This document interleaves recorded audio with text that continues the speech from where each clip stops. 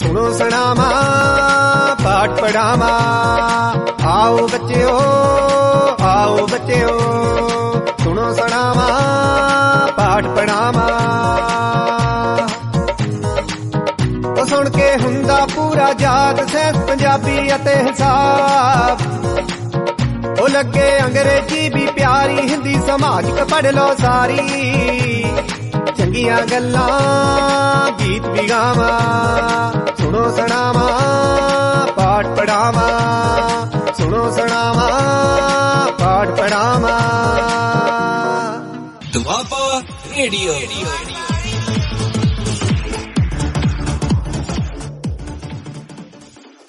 प्यारे विद्यार्थियों, आस है कि तुसी सब ठीक होवोगे ਅਤੇ ਨਾਲ ऑनलाइन पढ़ाई का पूरा लाभ उठा रहे होवोगे।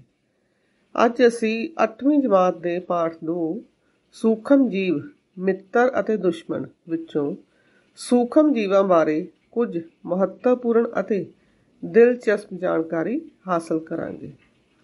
ਵਿਦਿਆਰਥੀਓ, ਤੁਸੀਂ ਆਪਣੇ ਆਲੇ ਦੁਆਲੇ ਅਣਗਿਣਤ ਕਿਸਮ ਦੇ ਜੀਵ ਜੰਤੂ ਅਤੇ ਪੇੜ ਪੌਦੇ ਦੇਖਦੇ ਹੋ, ਪਰ ਕੀ ਤੁਸੀਂ ਜਾਣਦੇ ਹੋ ਕਿ ਇਹਨਾਂ ਜੀਵਾਂ ਤੋਂ ਇਲਾਵਾ ਹੋਰ ਵੀ ਬਹੁਤ ਸਾਰੇ ਜੀਵ ਸਾਡੇ ਆਲੇ ਦੁਆਲੇ ਹਰ ਵਕਤ ਮੌਜੂਦ ਹੁੰਦੇ ਹਨ, ਪਰ ਅਸੀਂ ਇਹਨਾਂ ਨੂੰ ਨਹੀਂ ਦੇਖ ਸਕਦੇ। ਇਹਨਾਂ ਨੂੰ ਅਸੀਂ ਸੂਖਮ ਜੀਵ ਕਹਿੰਦੇ ਹਾਂ। ਜਿਵੇਂ ਕਿ ਨਾਮ ਤੋਂ ਹੀ ਪਤਾ ਲੱਗ ਜਾਂਦਾ ਹੈ, ਸੂਖਮ ਜੀਵ ਸੂਖਮ ਭਾਵ ਬਹੁਤ ਛੋਟੇ, ਇੰਨੇ ਛੋਟੇ ਕਿ ਅਸੀਂ ਇਹਨਾਂ ਨੂੰ ਨੰਗੀ ਅੱਖ ਨਾਲ ਨਹੀਂ ਦੇਖ ਸਕਦੇ। ਇਹਨਾਂ ਨੂੰ ਦੇਖਣ ਲਈ ਵੱਡਦਰਸ਼ੀ ਲੈਂਸ ਜਾਂ ਸੂਖਮਦਰਸ਼ੀ ਦੀ ਲੋੜ ਪੈਂਦੀ ਹੈ। ਵਿਦਿਆਰਥੀਓ, ਤੁਸੀਂ ਬਰਸਾਤ ਦੇ ਦਿਨਾਂ ਵਿੱਚ ਆਪਣੇ ਘਰ ਵਿੱਚ ਆਮ ਹੀ ਵੇਖਿਆ ਹੋਵੇਗਾ ਕਿ ਕੋਈ ਰੋਟੀ ਦਾ ਟੁਕੜਾ, ਬ੍ਰੈਡ ਦਾ ਜਾਂ ਕੋਈ ਫਲ ਸਬਜ਼ੀ ਦਾ ਟੁਕੜਾ ਕੁਝ ਦਿਨ ਨੰਗਾ ਪਿਆ ਰਹਿ ਜਾਵੇ ਤਾਂ ਉਸ ਦੀ ਸਤ੍ਹਾ 'ਤੇ ਕਾਲੇ, ਸਫੇਦ ਜਾਂ ਹਰੇ ਰੰਗ ਦੇ ਦਾਗ ਧੱਬੇ ਜਿਹੇ ਨਜ਼ਰ ਆਉਣ ਲੱਗ ਪੈਂਦੇ ਹਨ। ਇਹਨਾਂ ਧੱਬਿਆਂ ਨੂੰ ਜੇ ਤੁਸੀਂ ਵੱਡਦਰਸ਼ੀ ਲੈਂਸ ਹੇਠ ਵੇਖੋ ਤਾਂ ਤੁਹਾਨੂੰ ਧਾਗੇ ਵਰਗੀਆਂ ਲੰਬੀਆਂ ਰਚਨਾਵਾਂ, ਜਿਨ੍ਹਾਂ ਦੇ ਸਿਰੇ 'ਤੇ ਗੋਲ ਰਚਨਾਵਾਂ ਵੀ ਹੁੰਦੀਆਂ ਹਨ, ਇਹ ਨਜ਼ਰ ਆਉਣਗੀਆਂ। ਤੁਸੀਂ ਸੋਚਦੇ ਹੋਵੋਗੇ ਕਿ ਇਹ ਰਚਨਾਵਾਂ ਕੀ ਹਨ ਤੇ ਕਿੱਥੋਂ ਪੈਦਾ ਹੋਈਆਂ। ਵਿਦਿਆਰਥੀਓ, ਅਸਲ ਵਿੱਚ ਇਹ ਇੱਕ ਪ੍ਰਕਾਰ ਦਾ ਸੂਖਮ ਜੀਵ ਹੈ, ਉੱਲੀ। ਹਵਾ ਦੇ ਵਿੱਚ ਮੌਜੂਦ ਇਸ ਦੇ ਸਪੋਰਸ ਜਦੋਂ ਕਿਸੇ ਖਾਣਯੋਗ ਵਸਤੂ ਉੱਪਰ ਡਿੱਗਦੇ ਹਨ ਤਾਂ ਉਚਿਤ ਨਮੀ ਅਤੇ ਤਾਪਮਾਨ ਮਿਲਣ ਨਾਲ ਇਹਨਾਂ ਵਿੱਚ ਤੇਜ਼ੀ ਨਾਲ ਵਾਧਾ ਹੋਣ ਲੱਗਦਾ ਹੈ। ਵਿਦਿਆਰਥੀਓ, ਲਗਭਗ ਹਰੇਕ ਤਰ੍ਹਾਂ ਦੇ ਸੂਖਮ ਜੀਵ ਨੂੰ ਜਾਂ ਕਿਸੇ ਵੀ ਜੀਵ ਨੂੰ ਵਧਣ ਫੁੱਲਣ ਲਈ ਅਨੁਕੂਲ ਵਾਤਾਵਰਣ ਦਾ ਮਿਲਣਾ ਬਹੁਤ ਜ਼ਰੂਰੀ ਹੈ। ਇਸੇ ਤਰ੍ਹਾਂ ਕਿਸੇ ਖੇਤ ਵਿੱਚੋਂ ਕੁਝ ਸਿੱਲੀ ਮਿੱਟੀ ਲੈ ਕੇ ਇੱਕ ਬੀਕਰ ਵਿੱਚ ਪਾਓ, ਇਸ ਵਿੱਚ ਕੁਝ ਪਾਣੀ ਪਾਓ। ਜਦੋਂ ਮਿੱਟੀ ਦੇ ਕਣ ਹੇਠਾਂ ਬੈਠ ਜਾਣ ਤਾਂ ਬੀਕਰ ਵਿੱਚੋਂ ਇੱਕ ਬੂੰਦ ਪਾਣੀ ਦੀ ਲੈ ਕੇ ਕੱਚ ਦੀ ਸਲਾਈਡ 'ਤੇ ਰੱਖੋ ਅਤੇ ਸੂਖਮਦਰਸ਼ੀ ਹੇਠ ਦੇਖੋ। ਤੁਹਾਨੂੰ ਇਸ ਵਿੱਚ ਕੁਝ ਸੂਖਮ ਜੀਵ ਗਤੀ ਕਰਦੇ ਹੋਏ ਦਿਖਾਈ ਦੇਣਗੇ। ਇਸੇ ਤਰ੍ਹਾਂ ਤੁਸੀਂ ਇਸ ਕਿਰਿਆ ਨੂੰ ਛੱਪੜ ਦੇ ਪਾਣੀ ਨਾਲ ਵੀ ਕਰ ਸਕਦੇ ਹੋ।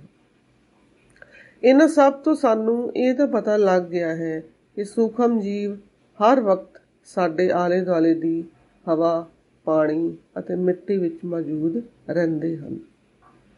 ਰਚਨਾ ਅਤੇ ਬਣਤਰ ਦੇ ਆਧਾਰ 'ਤੇ ਸੂਖਮ ਜੀਵਾਂ ਨੂੰ 5 ਸ਼੍ਰੇਣੀਆਂ ਵਿੱਚ ਵੰਡਿਆ ਗਿਆ ਹੈ। ਇਹ ਸ਼੍ਰੇਣੀਆਂ ਹਨ: ਨੰਬਰ 1 ਜੀਵਾਣੂ ਭਾਵ ਬੈਕਟੀਰੀਆ, ਨੰਬਰ 2 ਉੱਲੀ ਫੰਗਸ, ਨੰਬਰ 3 ਪ੍ਰੋਟੋਜ਼ੋਆ, ਨੰਬਰ 4 ਕਾਈ ਭਾਵ ਐਲਗੀ ਅਤੇ ਨੰਬਰ 5 ਵਿਸ਼ਾਣੂ ਯਾਨੀ ਕਿ ਵਾਇਰਸ। ਵਿਸ਼ਾਣੂ ਵੀ ਸੂਖਮ ਜੀਵ ਹੀ ਮੰਨੇ ਜਾਂਦੇ ਹਨ, ਪਰ ਇਹਨਾਂ ਦੀ ਜਗ੍ਹਾ ਨਿਰਜੀਵ ਅਤੇ ਸਜੀਵ ਦੋਵਾਂ ਦੇ ਵਿਚਕਾਰ ਰੱਖੀ ਗਈ ਹੈ, ਕਿਉਂਕਿ ਇਹ ਸਿਰਫ ਮੇਜ਼ਬਾਨ ਜੀਵ ਭਾਵ ਕਿਸੇ ਜੀਵ ਦੇ ਸਰੀਰ ਦੇ ਅੰਦਰ ਦਾਖਲ ਹੋਣ ਤੋਂ ਬਾਅਦ ਹੀ ਵੱਧਦੇ ਫੁੱਲਦੇ ਹਨ, ਜਣਨ ਕਰਦੇ ਹਨ। ਪਰ ਜੀਵ ਦੇ ਸਰੀਰ ਤੋਂ ਬਾਹਰ ਇਹ ਇੱਕ ਨਿਰਜੀਵ ਕਣ ਵਾਂਗ ਵਿਚਰਦੇ ਹਨ। ਹੁਣ ਅਗਲਾ ਕੁਐਸਚਨ ਇਹ ਹੈ ਕਿ ਸੂਖਮ ਜੀਵ ਕਿੱਥੇ ਰਹਿੰਦੇ ਹਨ। ਪਿਆਰੇ ਵਿਦਿਆਰਥੀਓ, ਸੂਖਮ ਜੀਵ ਹਰੇਕ ਤਰ੍ਹਾਂ ਦੇ ਵਾਤਾਵਰਣ ਵਿੱਚ ਜੀਵਿਤ ਰਹਿ ਸਕਦੇ ਹਨ, ਜਿਵੇਂ ਕਿ ਬਹੁਤ ਜ਼ਿਆਦਾ ਠੰਡੇ ਖੇਤਰਾਂ ਵਿੱਚ, ਮਰੂਥਲ ਵਰਗੇ ਗਰਮ ਸਥਾਨਾਂ 'ਤੇ, ਤਾਜ਼ੇ ਪਾਣੀ ਵਿੱਚ, ਖਾਰੇ ਪਾਣੀ ਵਿੱਚ, ਸਮੁੰਦਰਾਂ ਦੀ ਸਤ੍ਹਾ 'ਤੇ, ਦਲਦਲ ਵਾਲੀਆਂ ਜਗ੍ਹਾ 'ਤੇ ਅਤੇ ਨਮੀ ਭਰਪੂਰ ਸਥਾਨਾਂ 'ਤੇ ਵੀ। ਵਿਦਿਆਰਥੀਓ, ਤੁਹਾਨੂੰ ਇਹ ਜਾਣ ਕੇ ਬਹੁਤ ਹੈਰਾਨੀ ਹੋਏਗੀ ਕਿ ਬਹੁਤ ਸਾਰੇ ਸੂਖਮ ਜੀਵ ਮਨੁੱਖ ਸਮੇਤ ਬਹੁਤ ਸਾਰੇ ਜੀਵਾਂ ਦੇ, ਜੰਤੂਆਂ ਦੇ ਸਰੀਰ ਦੇ ਅੰਦਰ ਪਾਏ ਜਾਂਦੇ ਹਨ।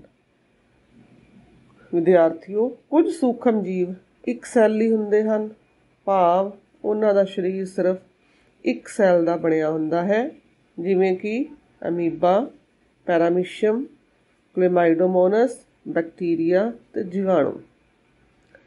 ਦੂਜੇ ਪਾਸੇ ਕੁਝ ਸੂਖਮ ਜੀਵ ਬਹੁਸੈਲੀ ਹੁੰਦੇ ਹਨ। ਇਹ ਇੱਕ ਤੋਂ ਵਧੇਰੇ ਸੈੱਲਾਂ ਦੇ ਬਣੇ ਹੁੰਦੇ ਹਨ, ਜਿਵੇਂ ਕਿ ਕੁਝ ਉੱਲੀਆਂ ਅਤੇ ਕਾਈ ਆਦਿ। ਕੁਝ ਸੂਖਮ ਜੀਵ ਇਕੱਲਿਆਂ ਰਹਿ ਸਕਦੇ ਹਨ ਅਤੇ ਕੁਝ ਸੂਖਮ ਜੀਵ ਸਮੂਹ ਬਣਾ ਕੇ ਰਹਿੰਦੇ ਹਨ। ਪਿਆਰੇ ਵਿਦਿਆਰਥੀਓ, ਅਸੀਂ ਸੂਖਮ ਜੀਵਾਂ ਬਾਰੇ ਕਿਉਂ ਜਾਣਨਾ ਚਾਹੁੰਦੇ ਹਾਂ? ਕਿਉਂਕਿ ਇਹ ਸਾਡੇ ਜੀਵਨ ਵਿੱਚ ਬਹੁਤ ਮਹੱਤਵਪੂਰਨ ਰੋਲ ਨਿਭਾਉਂਦੇ ਹਨ। ਇਹਨਾਂ ਵਿੱਚੋਂ ਕੁਝ ਸਾਡੇ ਲਈ ਬਹੁਤ ਲਾਭਦਾਇਕ ਹਨ, ਜਦਕਿ ਕੁਝ ਹਾਨੀਕਾਰਕ ਹਨ। ਆਓ ਆਪਾਂ ਇਹਨਾਂ ਬਾਰੇ ਵਿਸਥਾਰ ਨਾਲ ਗੱਲ ਕਰੀਏ। ਸਭ ਤੋਂ ਪਹਿਲਾਂ ਅਸੀਂ ਮਿੱਤਰ ਸੂਖਮ ਜੀਵਾਂ ਬਾਰੇ ਜਾਣਾਂਗੇ। ਬਹੁਤ ਪੁਰਾਣੇ ਸਮਿਆਂ ਤੋਂ ਹੀ ਸੂਖਮ ਜੀਵਾਂ ਦੀ ਵਰਤੋਂ ਸ਼ਰਾਬ ਬਣਾਉਣ ਲਈ ਵੀ ਕੀਤੀ ਜਾਂਦੀ ਸੀ। ਅੱਜ ਕੱਲ੍ਹ ਵੱਡੇ ਪੱਧਰ 'ਤੇ ਐਲਕੋਹਲ, ਸ਼ਰਾਬ, ਐਸਟਿਕ ਐਸਿਡ ਜਾਂ ਜਿਹਨੂੰ ਅਸੀਂ ਸਿਰਕਾ ਕਹਿੰਦੇ ਹਾਂ, ਉਹ ਬਣਾਉਣ ਲਈ ਜੀਵਾਣੂਆਂ ਦੀ ਵਰਤੋਂ ਕੀਤੀ ਜਾਂਦੀ ਹੈ। ਇਸ ਕੰਮ ਲਈ ਬਾਜਰਾ, ਕਣਕ, ਚਾਵਲ ਜਾਂ ਕੋਈ ਫਲ ਵਿਚਲੀ ਖੰਡ ਦੀ ਖਮੀਰਨ ਕਿਰਿਆ ਕਰਕੇ ਇਹਨਾਂ ਚੀਜ਼ਾਂ ਨੂੰ ਉਤਪਾਦਨ ਕੀਤਾ ਜਾਂਦਾ ਹੈ। ਦੁੱਧ ਤੋਂ ਦਹੀਂ ਬਣਨ ਦੀ ਪ੍ਰਕਿਰਿਆ ਵਿੱਚ ਵੀ ਜੀਵਾਣੂ ਮਦਦ ਕਰਦੇ ਹਨ। ਦਹੀਂ ਵਿੱਚ ਬਹੁਤ ਸਾਰੇ ਜੀਵਾਣੂ ਹੁੰਦੇ ਹਨ। ਇਹਨਾਂ ਵਿੱਚੋਂ ਲੈਕਟੋਬੈਸਿਲਸ ਨਾਂ ਦਾ ਜੀਵਾਣੂ ਹਲਕੇ ਗਰਮ ਦੁੱਧ ਵਿੱਚ ਤੇਜ਼ੀ ਨਾਲ ਵਧਣਾ ਸ਼ੁਰੂ ਕਰ ਦਿੰਦਾ ਹੈ, ਜੋ ਦੁੱਧ ਨੂੰ ਦਹੀਂ ਵਿੱਚ ਬਦਲ ਦਿੰਦੇ ਹਨ। ਜੀਵਾਣੂ ਪਨੀਰ, ਅਚਾਰ ਅਤੇ ਹੋਰ ਕਈ ਭੋਜਨ ਪਦਾਰਥ ਬਣਾਉਣ ਵਿੱਚ ਮਦਦ ਕਰਦੇ ਹਨ। ਕੇਕ, ਇਡਲੀ, ਭਟੂਰੇ, ਬ੍ਰੈਡ ਆਦਿ ਇਹਨਾਂ ਸਭ ਵਸਤੂਆਂ ਵਿੱਚ ਦਹੀਂ ਅਤੇ ਖਮੀਰ ਮੁੱਖ ਅੰਸ਼ ਹਨ। ਬਹੁਤ ਸਾਰੀਆਂ ਪ੍ਰਤੀਜੈਵਿਕ ਦਵਾਈਆਂ ਜਿਵੇਂ ਕਿ ਸਟ੍ਰੈਪਟੋਮਾਈਸਿਨ, ਪੈਨਸਿਲਿਨ ਜੀਵਾਣੂਆਂ ਤੋਂ ਅਤੇ ਉੱਲੀਆਂ ਤੋਂ ਤਿਆਰ ਕੀਤੀਆਂ ਜਾਂਦੀਆਂ ਹਨ। ਮਨੁੱਖ ਵਿੱਚ ਵੀ ਪੋਲੀਓ, ਟੀਬੀ, ਚੇਚਕ ਵਰਗੀਆਂ ਮਾਰੂ ਰੋਗਾਂ ਦੀ ਰੋਕਥਾਮ ਪ੍ਰਤੀਜੈਵਿਕ ਟੀਕਿਆਂ ਦੁਆਰਾ ਕੀਤੀ ਜਾਂਦੀ ਹੈ। ਸਾਨੂੰ ਬਚਪਨ ਵਿੱਚ ਹੀ ਇਹ ਟੀਕੇ ਲਗਾਏ ਜਾਂਦੇ ਹਨ, ਕਿਉਂਕਿ ਬੱਚਿਆਂ ਨੂੰ ਇਹਨਾਂ ਬਿਮਾਰੀਆਂ ਤੋਂ ਬਚਾ ਕੇ ਰੱਖਣਾ ਬਹੁਤ ਜ਼ਰੂਰੀ ਹੈ। ਪਸ਼ੂ ਆਹਾਰ ਵਿੱਚ ਵੀ ਪ੍ਰਤੀਜੈਵਿਕ ਮਿਲਾਏ ਜਾਂਦੇ ਹਨ, ਜਿਸ ਦੀ ਵਰਤੋਂ ਪਸ਼ੂਆਂ ਵਿੱਚ ਸੂਖਮ ਜੀਵਾਂ ਦਾ ਵਾਧਾ ਰੋਕਣ ਲਈ ਕੀਤਾ ਜਾਂਦਾ ਹੈ, ਤਾਂ ਕਿ ਇਹਨਾਂ ਜੀਵਾਂ ਦਾ ਵੀ ਰੋਗਾਂ ਤੋਂ ਬਚਾਅ ਰਹੇ। ਸੂਖਮ ਜੀਵ ਵਾਤਾਵਰਣ ਦੀ ਸਫਾਈ ਕਰਨ ਵਿੱਚ ਬਹੁਤ ਲਾਭਦਾਇਕ ਹਨ।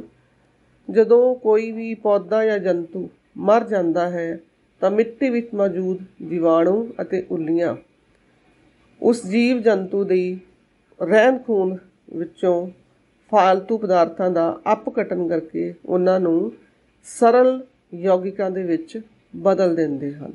ਭਾਵ ਮ੍ਰਿਤ ਜੀਵ ਅਪਘਟਿਤ ਹੋ ਕੇ ਮਿੱਟੀ ਦਾ ਹੀ ਹਿੱਸਾ ਬਣ ਜਾਂਦੇ ਹਨ ਅਤੇ ਪੌਦਿਆਂ ਦੁਆਰਾ ਮੁੜ ਸੋਖ ਲਏ ਜਾਂਦੇ ਹਨ ਅਤੇ ਕੁਦਰਤੀ ਚੱਕਰ ਵਿੱਚ ਸ਼ਾਮਿਲ ਹੋ ਜਾਂਦੇ ਹਨ। ਵਿਦਿਆਰਥੀਓ, ਜੇਕਰ ਧਰਤੀ 'ਤੇ ਸੂਖਮ ਜੀਵ ਨਾ ਹੁੰਦੇ ਤਾਂ ਹੁਣ ਤੱਕ ਧਰਤੀ 'ਤੇ ਮ੍ਰਿਤ ਜੀਵਾਂ ਦੀ ਰਹਿੰਦ ਖੂੰਹਦ ਦੇ ਢੇਰ ਲੱਗ ਜਾਣੇ ਸਨ। ਇਸ ਲਈ ਇਹਨਾਂ ਨੂੰ ਕੁਦਰਤੀ ਸਫਾਈ ਸੇਵਕ ਵੀ ਕਿਹਾ ਜਾਂਦਾ ਹੈ। ਇਸ ਤੋਂ ਇਲਾਵਾ ਅਸੀਂ ਜਾਣਦੇ ਹਾਂ ਕਿ ਫਸਲਾਂ ਨੂੰ ਜਾਂ ਪੌਦਿਆਂ ਨੂੰ ਵਧਣ ਫੁੱਲਣ ਲਈ ਨਾਈਟ੍ਰੋਜਨ ਤੱਤ ਦੀ ਲੋੜ ਸਭ ਤੋਂ ਵਧੇਰੇ ਹੁੰਦੀ ਹੈ। ਬੇਸ਼ੱਕ ਹਵਾ ਵਿੱਚ ਨਾਈਟ੍ਰੋਜਨ ਦੀ ਮਾਤਰਾ ਸਭ ਤੋਂ ਵੱਧ ਹੈ, ਪਰ ਪੌਦੇ ਇਸ ਨੂੰ ਸਿੱਧੇ ਰੂਪ ਵਿੱਚ ਨਹੀਂ ਵਰਤ ਸਕਦੇ। ਕੁਝ ਫਲੀਦਾਰ ਪੌਦਿਆਂ ਦੀਆਂ ਜੜ੍ਹਾਂ ਦੇ ਵਿੱਚ ਖਾਸ ਜੀਵਾਣੂ ਰਾਈਜ਼ੋਬੀਅਮ ਅਤੇ ਨੀਲੀ ਹਰੀ ਘਾਈ ਵਾਯੂਮੰਡਲ ਵਿਚਲੀ ਨਾਈਟ੍ਰੋਜਨ ਨੂੰ ਮਿੱਟੀ ਵਿੱਚ ਸਥਿਰ ਕਰਕੇ ਮਿੱਟੀ ਦੀ ਉਪਜਾਊ ਸ਼ਕਤੀ ਨੂੰ ਵਾਧਾ ਕਰਦੇ ਹਨ ਅਤੇ ਇਸ ਨਾਲ ਫਸਲ ਦੇ ਝਾੜ ਵਿੱਚ ਵੀ ਕਾਫੀ ਵਾਧਾ ਹੁੰਦਾ ਹੈ। ਮਸ਼ਰੂਮ ਇੱਕ ਪ੍ਰੋਟੀਨ ਦਾ ਬਹੁਤ ਹੀ ਵਧੀਆ ਸਰੋਤ ਹੈ। ਇਹ ਇੱਕ ਪ੍ਰਕਾਰ ਦੀ ਉੱਲੀ ਹੀ ਹੈ, ਪਰ ਖਾਣਯੋਗ ਹੈ।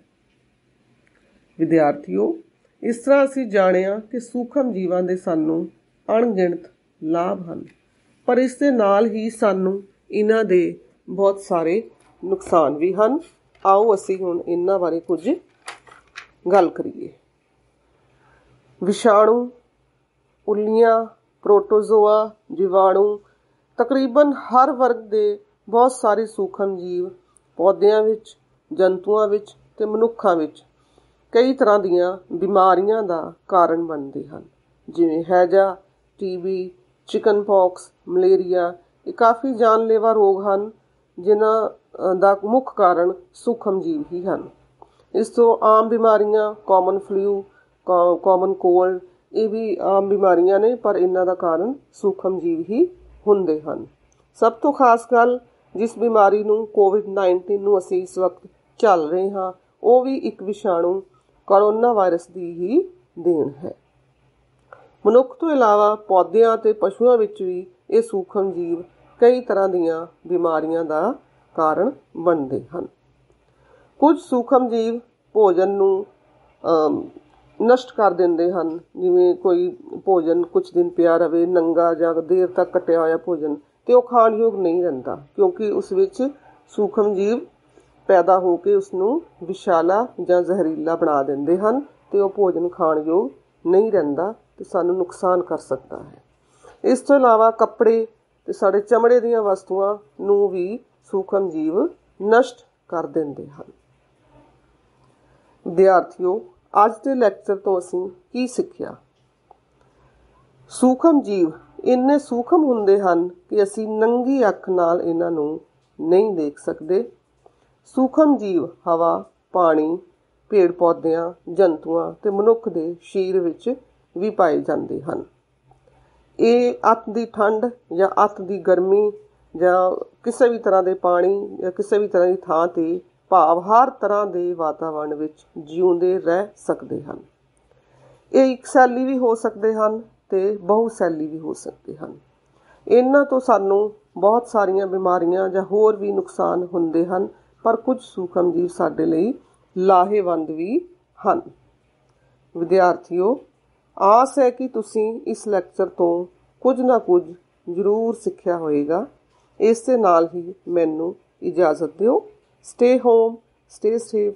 Thank you. ਦੁਆਬਾ ਰੇਡੀਓ।